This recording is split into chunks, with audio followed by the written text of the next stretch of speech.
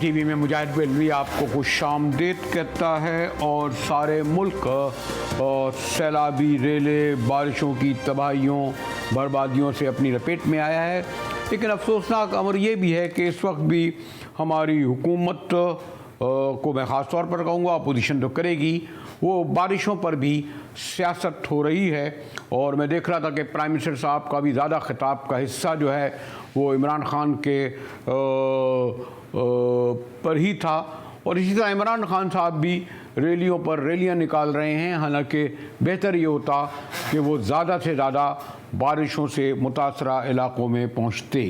इस वक्त जो सूरत हाल है और मुस्तनद अदाद शुमार ये कह रहे हैं कि सैलाब और बारिशों से मुतासरा अफराद की तादाद तकरीबन 3.25 करोड़ तक पहुँच गई है। 3 करोड़ 30 लाख तक, यानी मुल्क का 1/3 से ज़्यादा इलाका जो है वो बारिशों की लपेट में है।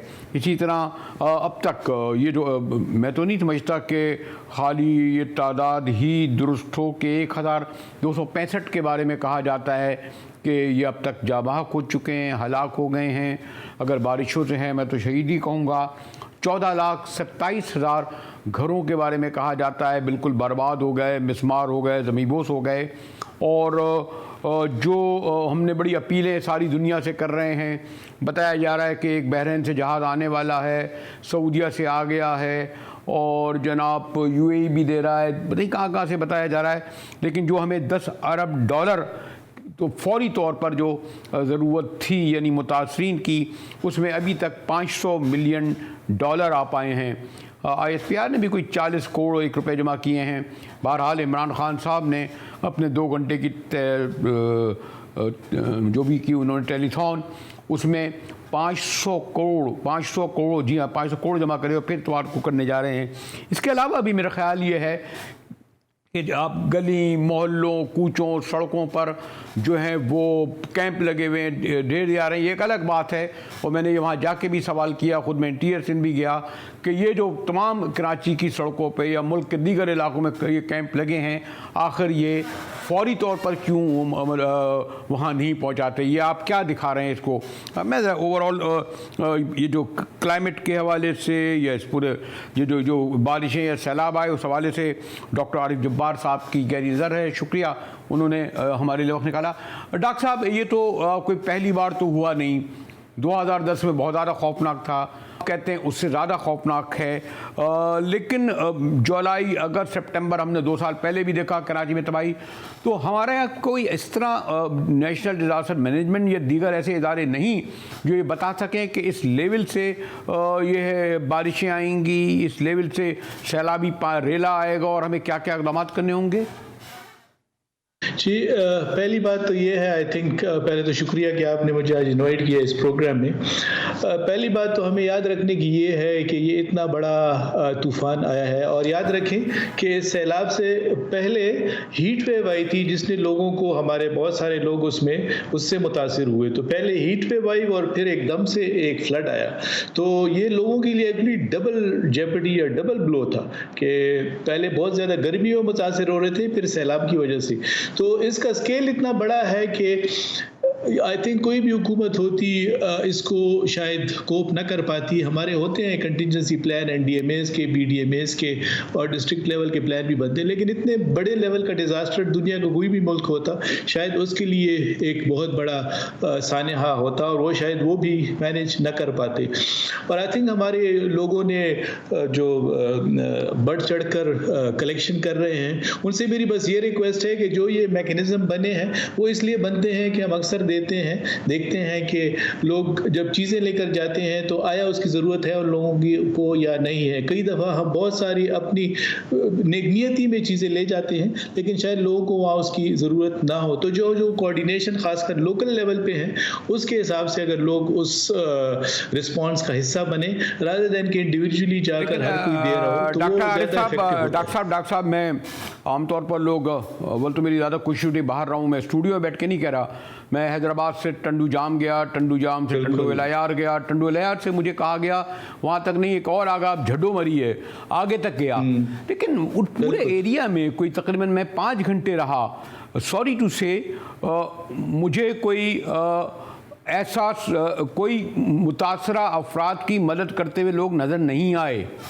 और दूसरे ये कि जो लबे सड़क लोग क्यों बैठे हुए हैं, मतलब ये तो इंतज़ामिया की, ऐसे उस इदारे के पुलिस की, उस इदारिया के अरकान की, लोकल बॉडीज़ की थी ना, कि ये तो एक तमाशा है ना कि अगर आप जितना भी दे रहे हैं मदद, अगर आप मैं तो वहाँ मैंने कहा ना कि टंडूजाम से दाखिल हुआ, रात के वक्त मैं हैदराबाद दाखिल हो रहा था, लबे सड़क लोग बैठे हुए हैं, ऐसी जगह जहाँ कैंप भी नहीं है, जहाँ खेमा भी नहीं है।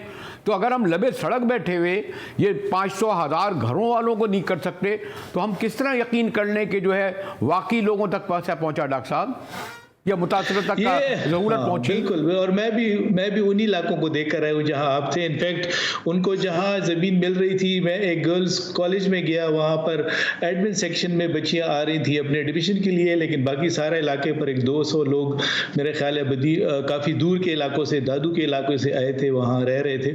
आई थिंक इस वक्त जो सबसे पहली ज़रूरत है वो इस सारे रिस्पॉन्स को ऑर्गेनाइज करने की है कि डेडिकेट किए जाए, और जो हुकूमत ने कुछ डेडिकेट किए भी हैं इलाके, लेकिन ये देखें कि ये सारे सिस्टम में थोड़ा टाइम लगता है सिस्टम को एक्टिवेट होने में, क्योंकि आप देखें इस वक्त पाकिस्तान में खैमों की कीमत भी बढ़ गई है, लोगों ने कीमतें भी चीज़ों की बढ़ा दी हैं, और फिर उसकी अवेलेबिलिटी का भी इशू है, क्योंकि सब लोग ये खैमों की तरफ जा रहे हैं, खैमे ख़रीदने के लिए बाहर से जहाज़ भी आ रहे हैं। हमें बस ये देखना है कि हम ये कोशिश करें कि जो सबसे मुतासरा है पहले उन तक जाएँ, जैसे आपने कहा जो लोग सड़क पर बैठे हैं, जिन लोग अपने घर बार छोड़ चुके हैं। इसके अलावा ये तो वो लोग हैं जो डिस्प्लेस हुए हैं, इसके अलावा बहुत सारे ऐसे लोग हैं जो अपने इलाकों में बैठे हुए हैं, वो हिले नहीं है। जैसे हम राजनपुर में काम कर रहे हैं, वहाँ पर लोग डिस्प्लेस नहीं हुए, लेकिन पानी के बीच में अपने गाँव में, अपने घरों में बैठे हुए, तो उन तक पहुँचना भी काफ़ी मुश्किल होता है। लेकिन आई थिंक ये सिस्टम थोड़ा देर से एक और बात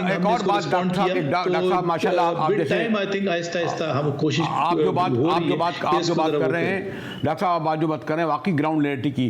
फिर एक सवाल ये भी उठता है, तो ये कंट्रोवर्शियल बनाया गया कि कहा गया जी हमारे जिम्मेदार प्रोविंशियल गवर्नमेंट ने 50,000 लोग आए मुतासरीन, 2 दिन बाद आया 1 लाख लोग आ गए, अभी 24 घंटे, अभी फिर एक दिन मैंने पढ़ रहा था कि उन्होंने कहा नहीं कुल 14,900 लोग आए हैं और 9 जगह रखे गए।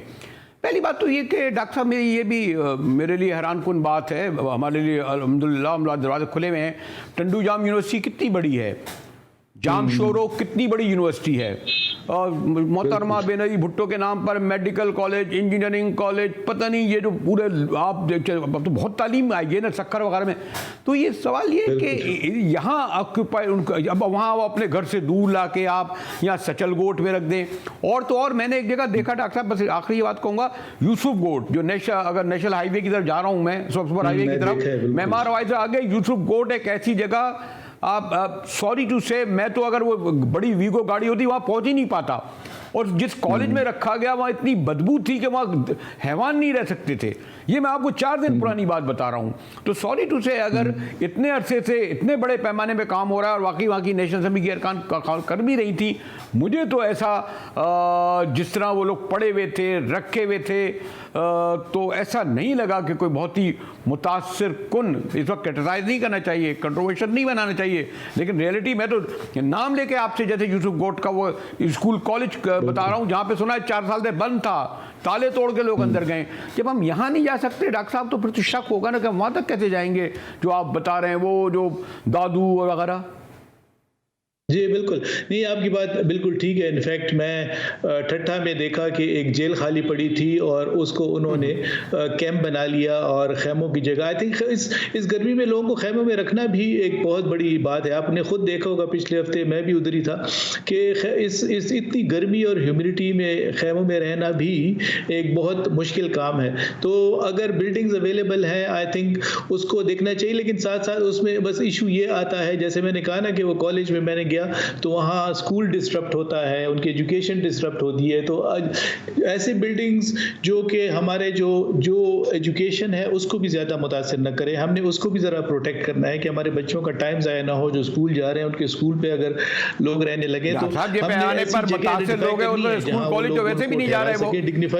स्कूल कॉलेज तो नॉर्मल भी नहीं जा रहे डॉक्टर साहब, जब इतना मुतासरा इलाका है तो वो तो जी मैं शहरों की बात करूं, हाँ, लेकिन जो शहर हैं वहाँ पर जैसे मैंने कहा ना कि मैंने हैदराबाद में देखा, इसी तरह ठट्ठा में भी देखा, लेकिन बिल्कुल आपकी बात सही है। हमें जैसे मैंने कहा ना, अभी हमें रिस्पांस को ज़रा ऑर्गेनाइज करना है। इस वक्त फोकस हमारा ऑर्गेनाइज करने पे होना चाहिए कि जी अगर ये लाखों लोग आ रहे हैं तो उनको हमने कहाँ रखना है। जैसे आपने भी देखा बदीन से जामशोरों की तरफ अगर रोड पे जाएं तो लोग रोड पे बैठे हुए थे, जो खाली जगह मिली तो उसको अगर एक और इस पर इसी सीएम साहब ने मीटिंग भी की है और उन्होंने जगह एलोकेट की है, लेकिन उसको सेटअप करना, जैसे हम वहाँ पर वाटर सैनिटेशन की चीज़ें कुछ जगहों पर प्रोवाइड कर रहे हैं, तो ये जैसे जैसे चीज़ें आएंगी, आई होप के अगले 1-2 हफ्तों में इंशाल्लाह इसको बेहतर होना चाहिए उसूलन, अगर हमने इसको प्रॉपर ऑर्गेनाइज कर लिया, क्योंकि उसके बाद आप कोऑर्डिनेशन करते हैं कि किसको कहाँ सपोर्ट देनी है, लेकिन सबसे पहले इसको ऑर्गेनाइज करने की ज़रूरत है। मैं आखिरी बात आपसे ये कहूँगा, एक वक्त मेरी ये भी दरख्वास्त आपसे होगी कि आइंदा अगर आप चाहें तो मैं खुद आपके साथ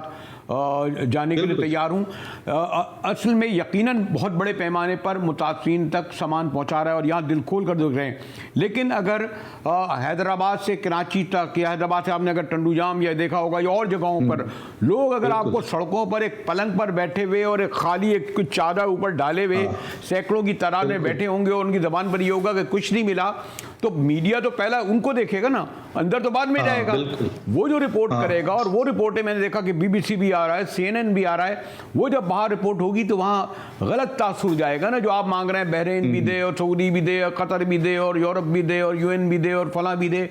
इसलिए मैं ज़्यादा जोर दे के कह रहा हूँ कि लबे सड़क जो बैठे हुए लोग पलंगों पर बेबस लाचार, या तो सॉरी टू से मैं तो कहूँगा कि प्लांटेड हो गए हों, मुतासिर नहीं है। ये भी एक बड़ा अलमिया है कि हमारे यहाँ वो लोग दाखिल हो जाते हैं। ये बड़ा मुश्किल फैसला होता है अपने आप को अप्रूव करना, और मैं कोई 20-25 मुल्कों में इस पे काम कर चुका हूँ, अफ्रीका में भी, ईस्टर्न यूरोप में भी। ये बहुत तकलीफ दे काम होता है एक्चुअली अपने घर को छोड़ना, और जिन लोगों से भी मैंने बात की है वो वाकई तकलीफ में है, कोई अपनी मर्जी से अपना घर नहीं छोड़ता। एक बात बस मैं ये कहना चाहता हूँ कि इसका जो अगर इसको क्लाइमेट चेंज की डिबेट में देखें तो this is actually the tip of the iceberg. ये जो हमारे फ्लड्स और ड्राउट आ रहे हैं, ये actually tip of the iceberg है। अभी तो बहुत सारे ऐसे क्लाइमेट चेंज के इफेक्ट्स हैं जो अभी आने हैं, जो हमने अभी देखना शुरू किए हैं। जैसे सी लेवल राइज हम देख रहे हैं कि यूएन की अपनी रिपोर्ट्स कहती है कि सी लेवल 600 मिलीमीटर से लेकर 1.2 मीटर तक पानी उठ सकता है समंदर में अगर ये ग्लेशियर्स मेल्ट होते रहे।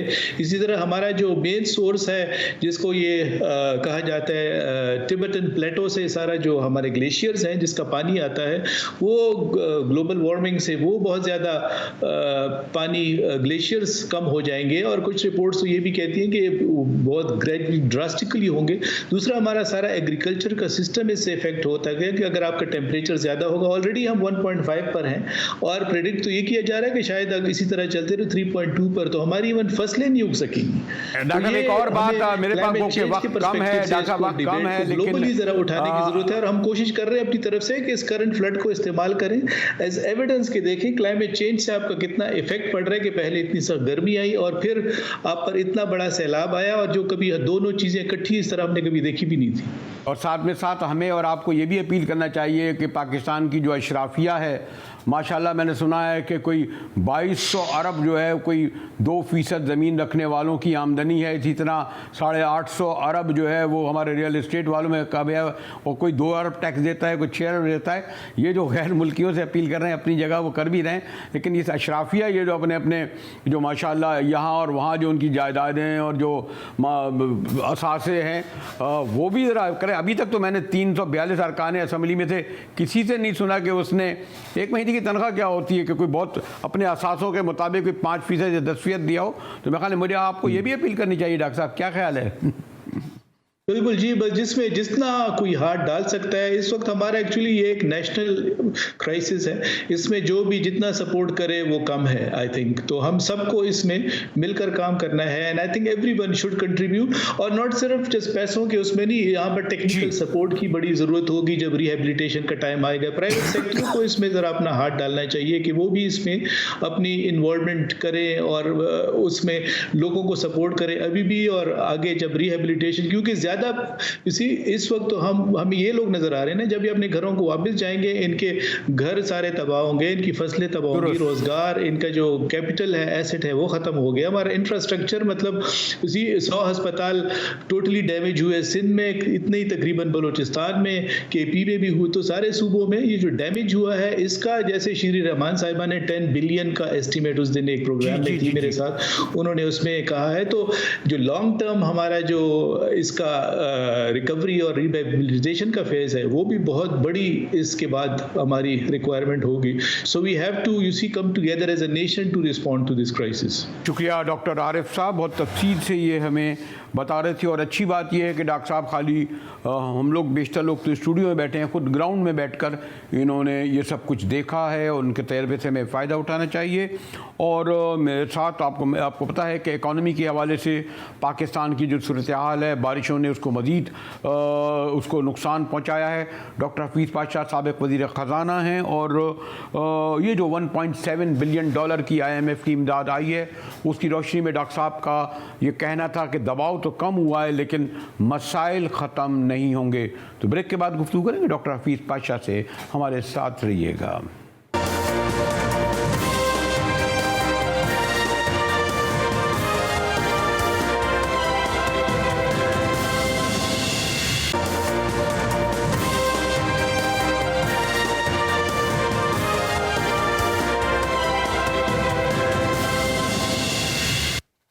GTV मुजाहिद भी एक बार फिर आपको खुशामदीद कहता है। बिलाखिर ये ख़बर तो पुरानी हो गई है कि $1.7 बिलियन का जो IMF पैकेज था, जिसके बारे में हफ्तों नहीं महीनों से सुन रहे थे, बिलाखिर वो हमें मौसूल हो गया। ये पैकेज से कितना इम्पेक्ट हमारी मईशत पे पड़ेगा, कितना संभाला मिलेगा, जबकि अभी कहा जा रहा है कि $10 अरब का कम से कम इस बारिशों और सैलाबी रेलों से हमें नुकसान पहुंचेगा। माजी की हुकूमत यानी इमरान खान साहब के ऊपर ये इल्ज़ाम आया जाता था कि जी उन्होंने IMF पैकेज के ज़रिए पाकिस्तान को गिरवी रख दिया। अब इस हुकूमत पर जो कहा जा रहा है PTI यानी साबिक़ा हुकूमत कि इन्होंने गिरवी रख दिया। क्या सूरत हाल है, इसके लिए मैंने सीनियर बड़े इकोनॉमिस्ट हैं, माहिर मईशत हैं, वज़ीर ख़ज़ाना रहे मोहतरम डॉक्टर हफीज़ पाशा साहब मौजूद हैं। डॉक्टर साहब आपका बहुत शुक्रिया कि आपने वक्त निकाला। डॉक्टर साहब खुद अपनी जगह एक अथॉरिटी रखते हैं मईशत पर, ख़ासतौर पर पाकिस्तान मईशत के सर्द व गर्म पर। डॉक्टर साहब ये कोई 1 अरब 17 करोड़ का पैकेज मिला है और इस पर महीनों से कंट्रोवर्सी चल रही थी, सख्त कहा जा रहा था, शराइत लगाई जा रही थी। आपके ख़्याल में जो हमारी कमज़ोर गिरती हुई मईशत को कितना बड़ा सहारा दे सकेगा डॉक्टर हफीज़ पाशा? बिस्मिल्लाहिर्रहमानिर्रहीम। दरअसल बात यह है कि ये जो अमाउंट आया मुनासिब तो यकीनन है, मगर मसला ये नहीं था। मसला ये था कि हमें IMF प्रोग्राम की छतरी की ज़रूरत है। वो छतरी इसलिए ज़रूरत है कि हमारा जो इंटरनेशनल क्रेडिट वर्दीनेस है वो काफ़ी हद तक मुतासर हुआ है पिछले महीनों। आपको तो याद होगा कि क्रेडिट रेटिंग एजेंसीज जिसमें मूडीज़, S&G वगैरह सब ने हमें डाउनग्रेड कर दिया था from stable to negative.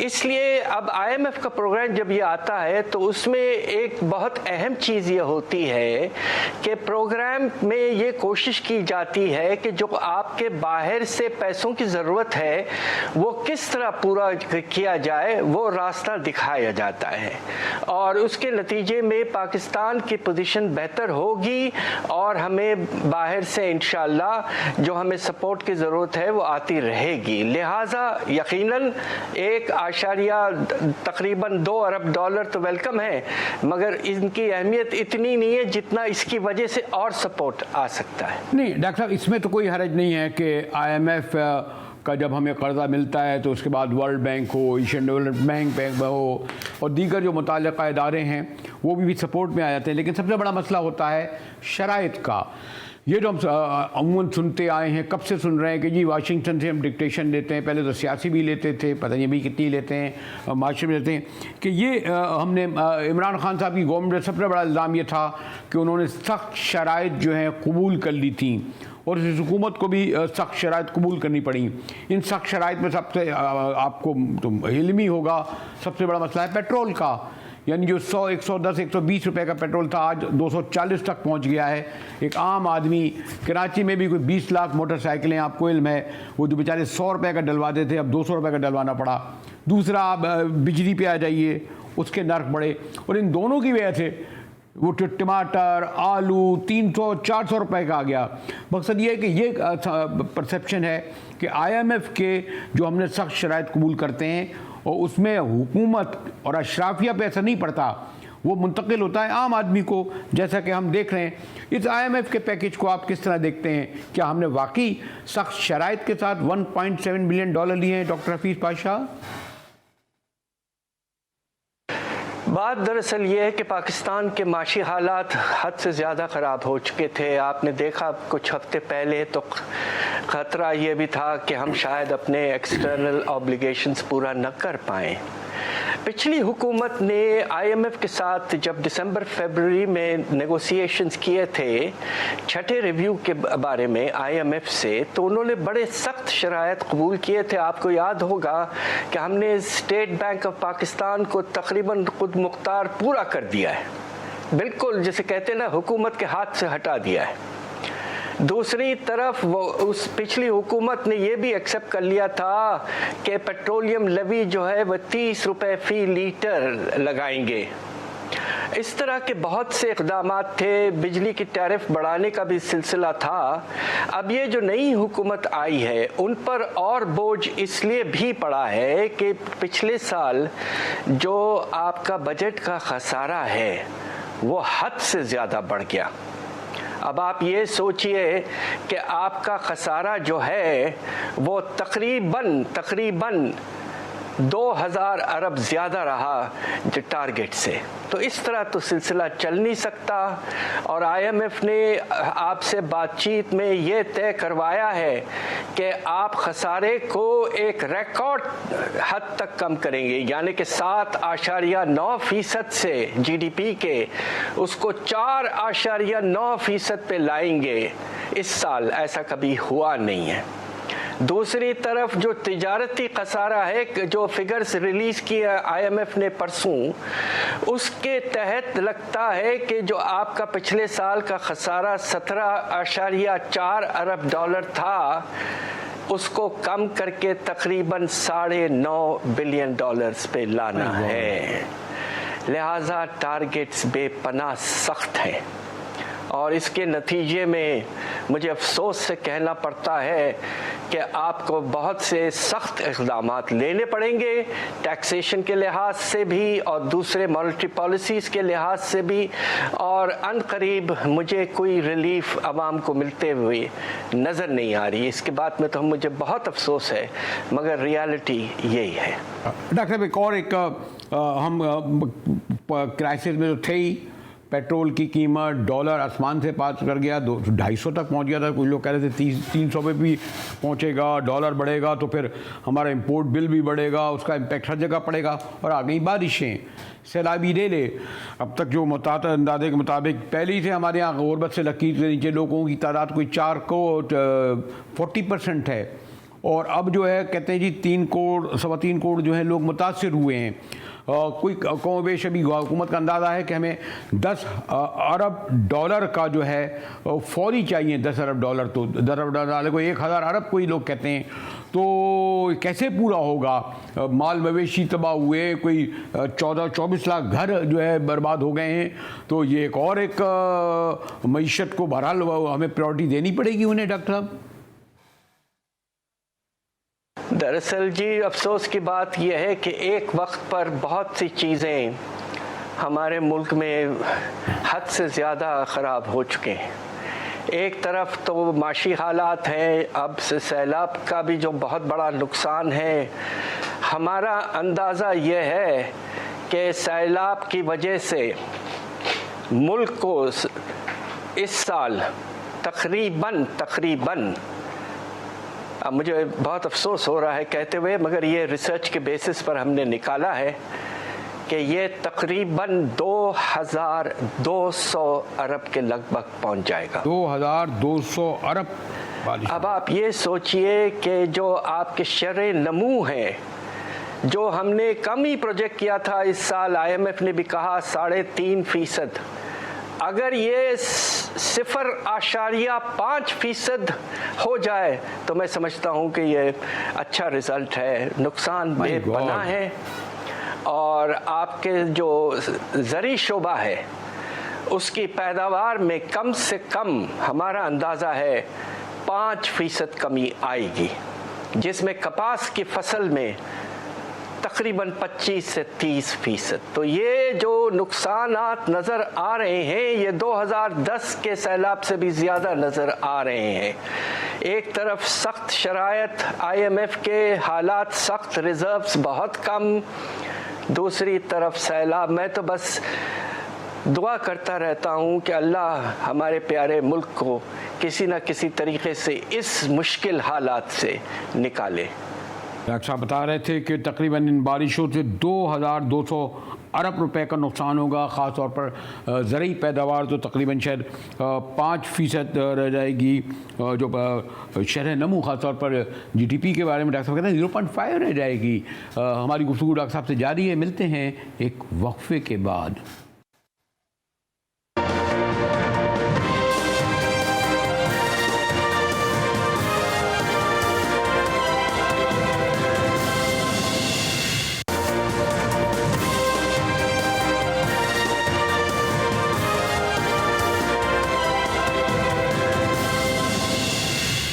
TV में एक बार फिर मुजाहिद अली खुशामदीद करता है। डॉक्टर हफीज़ पाशा साबिक़ वज़ीर ख़ज़ाना मुमताज़ मईश हमारे साथ थे और इंतहाई भयानक खौफनाक फिगर्स दे रहे थे कि 2200 अरब रुपए का नुकसान का इम्कान है। एग्रीकल्चर ख़ासतौर पर कपास 25% तक होगी। डॉक्टर साहब लेकिन हमारी जो अशराफिया है, यानी हमारे अरकान असम्बली हों, मुशीर हों, वज़ीर हों, वही ठाट बाट हैं, वही उनके पजेरो हैं, वही बंगले हैं, वही असासे हैं, अखराजात हैं। सारी दुनिया से तो हम अपील कर रहे हैं, भीख मांगते फिर रहे हैं।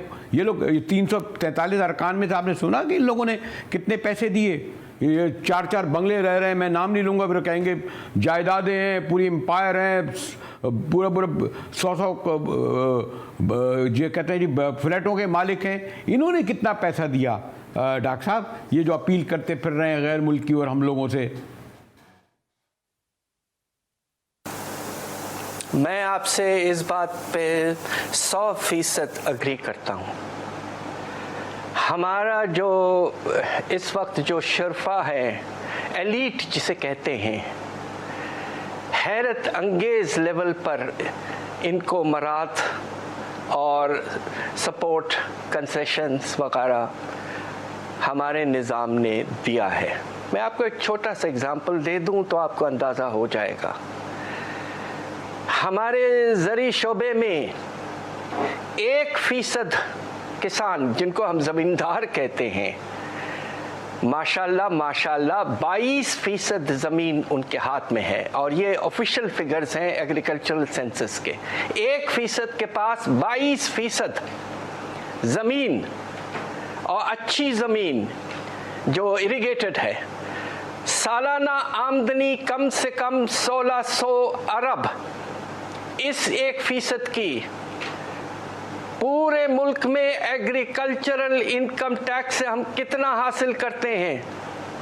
खींच खांच के 2 अरब। ये कौन सा निज़ाम? तौबा। ये इस तरह की नाइंसाफ़ी कब तक चलेगी? दूसरी तरफ में अगर आप इजाज़त दें तो एक और नुमाया एग्जाम्पल दे दूं। हमारे यहाँ एक अर्बन इमूवेबल प्रॉपर्टी टैक्स होता है जो बड़े प्रॉपर्टीज़ पे लगता है। बड़े बड़े कॉलोनीज़ हैं, कराची, लाहौर, इस्लामाबाद वगैरह, उनकी सालाना रेंटल इनकम 850 अरब। टैक्स कितना मिलता है? मुश्किल से 18 अरब। तो ये कैसे चलेगा निज़ाम? अब खुदा के लिए वक्त आ गया है कि एक ऐसा बिल्कुल प्रोग्रेसिव और एक जिसे कहते हैं कि मुनासिब टैक्स का निज़ाम हो। कीमतों में भी बेशुमार जगहों में कमी मिली है और प्रिविलेज्ड एक्सेस है ज़मीन पर, लोन्स पर वगैरह वगैरह। मैंने तो पूरी किताब लिखी है इस पर, यूनाइटेड नेशंस की ह्यूमन डेवलपमेंट रिपोर्ट, जिसमें मैंने ये एक एक जो शफरिया को मिले हैं कंसेशंस और बेनिफिट्स वो दिखाए हैं। देखिए, मेरी एक नाचीज़ प्रोफेसर की गुजारिश ये है कि अब वक्त आ गया है खुदा के लिए हमारी शरफा जो हैं वो समझ लें कि पाकिस्तान रहेगा तो वो और पैसे बनाएंगे इंशाल्लाह। उनके इंटरेस्ट में है कि पाकिस्तान को इस वक्त बहुत शदीद ज़रूरत है सपोर्ट की, वो आगे आएँ और सपोर्ट दें। और आप ठीक कह रहे हैं, मैंने अभी तक किसी बड़े शख्स का डोनेशन जो है प्राइम मिनिस्टर्स रिलीफ फंड के लिए, वो अभी तक तो मैंने कम से कम अखबारों में नहीं देखा है। अगर मैं आखिरी कंक्लूडिंग क्वेश्चन ये पूछूं डॉक्टर साहब, तो ये कब तक, आप खुद कह रहे हैं निज़ाम कब तक चलेगा? फिर तो लोग कानून हाथ में लेंगे, फिर तो लूटमार करेंगे, और लूटमार भी इनकी तो नहीं होगी, तो गार्ड हैं, वही हम जैसे लोगों से मोबाइल छीनेंगे, हमारी मोटरसाइकिलें छीनेंगे, हमारे बटुए छीनेंगे। यही होगा ना, जंगल का कानून हो जाएगा ना डॉक्टर साहब? देखिए, बात आप बिल्कुल फिर से मुनासिब कर रहे हैं। मैं आपको एक बात बता दूं, अरब स्प्रिंग कब आया? उस वक्त आया यह इनकलाब जब जवान लोग जो थे, यूथ, वो खड़े हुए। इस वक्त आपके मुल्क में 70 लाख 7 मिलियन यूथ ऐसे हैं जो ना तो पढ़ रहे हैं ना नौकरी तलाश कर रहे हैं। They are idle youth, they have given up on the system. ये बहुत खतरा है और आप इसको इस वक्त इस तरह देख रहे हैं कि क्राइम के इंसिडेंट्स पाकिस्तान में पिछले 10 साल में 6 गुना हुई है और भी बढ़ेगी। पहले तो क्राइम का प्रॉब्लम है, आगे चलकर फंडामेंटलिज्म भी यहीं से उठता है। दूसरी तरफ आने वाले दिनों में ऐसा ना हो कि हमें भी एक अरब स्प्रिंग देखना पड़े। डॉक्टर हफीज़ पातशाह, मुझे नहीं इल्म के हमारे हुक्मरान इमदाद शुमार सुनेंगे या नहीं, लेकिन गैर मुल्की इमदाद देने वाले ज़रूर ये सुनेंगे कि 1% जो हैं लोग सिर्फ 2200 अरब कमाते हैं और 2 अरब का टैक्स देते हैं। इसी तरह किराए की मद में जो है 850 अरब रुपए ये ले जाते हैं और 18 अरब का जो है वो टैक्स देते हैं। इसी तरह 70 लाख, जी हाँ 70 लाख, जिनमें हम सब शामिल हैं, वो लोग इस सिस्टम से बाहर हैं, यानी ये सिस्टम कुछ नहीं देता। इतने खौफनाक दादोशुमार इन हुक्मरानों को क्या पैगाम दे रहे हैं, ये बताने की मज़ीद ज़रूरत नहीं। इसी के साथ ही GTV से मुजाहिद वेली को इजाज़त दीजिए।